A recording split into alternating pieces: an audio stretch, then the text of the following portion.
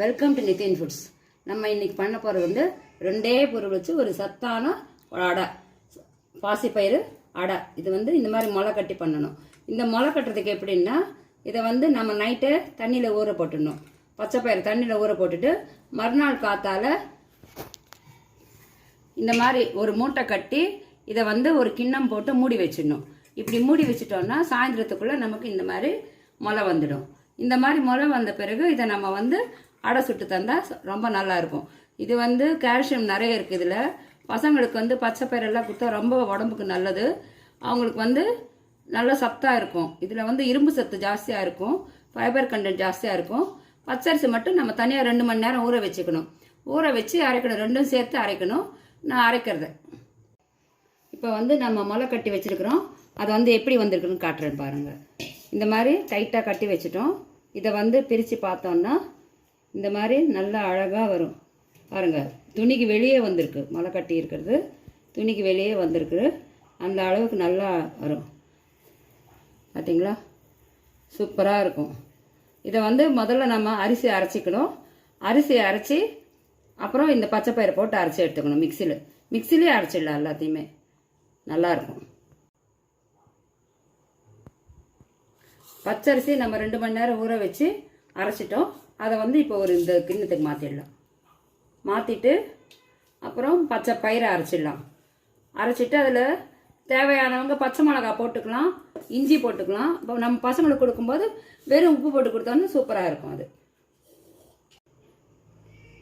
இப்போ முளை கட்டின பச்சை பயிரை வந்து ஒரு மிக்சி ஜாரில் போட்டு நம்ம அரைச்சிக்கலாம்.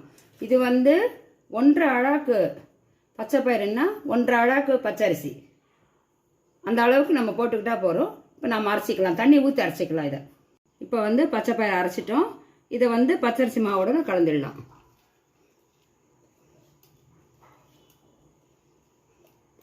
இதில் உப்பு மட்டும் போட்டு, இப்போ சின்ன பசங்க இருக்கிறவங்க வெறும் உப்பு போட்டுக்கலாம். பெரியவங்க சாப்பிட்றவங்களா இருந்தால் இதில் கொஞ்சம் 4 பச்சை மிளகாவும் இஞ்சியும் சேர்த்துக்கலாம். இப்போ மாவு அரைச்சாச்சு. நம்ம வந்து தோசை ஊற்றலாம். இதுக்கு வந்து நம்ம சோடா உப்பு எதுவும் சேர்க்க தேவையில்லை, வெறும் உப்பு.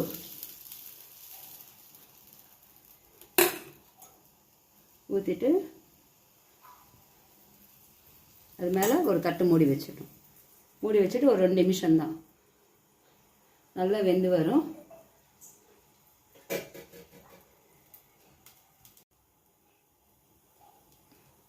இப்போ தோசை நல்லா மஞ்சிடுச்சு பாருங்கள்.